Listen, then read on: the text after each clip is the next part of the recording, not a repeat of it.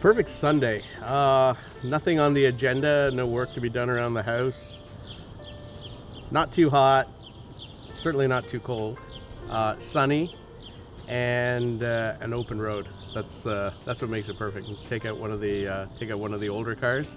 This is a 1955 Mercedes 300 SL. It earned the name Gullwing because of the way the doors open. They also made a roadster version of this after the initial run of the coupes. It's a pretty special car. It was, according to the Mercedes-Benz website, what I read at one point, was voted sports car of the century.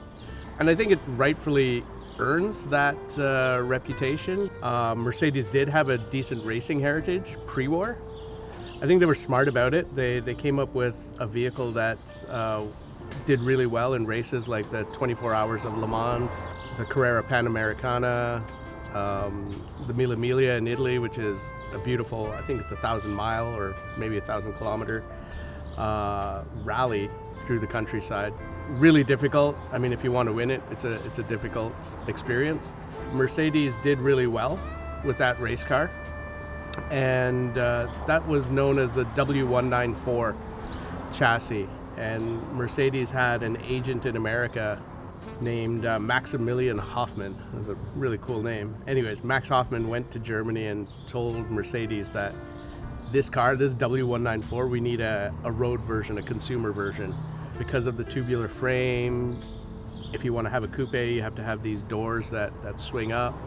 So yeah, first car with mechanical fuel injection. They took the technology out of the Messerschmitt fighter planes. It's a total joy to drive. It's a little mind-blowing that a car this old, call it 70 years old now, performs the way it does. Like it was really meant for the Autobahn. You can feel that it was built for the Autobahn, the open road. Driving around town, it feels a little clunky because the engine really wants to get up to those RPMs, about 3,500, 4,000. Which in fourth gear for this car is 150, 160 kilometers an hour.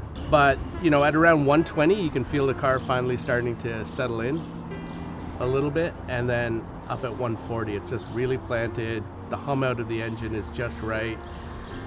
The steering tightness increases, so it's a good handling car out on the open highway. If I take it for a drive, I don't stick around these smaller roads. I like to hit the open road out into the countryside. It does get hot. It doesn't have air conditioning.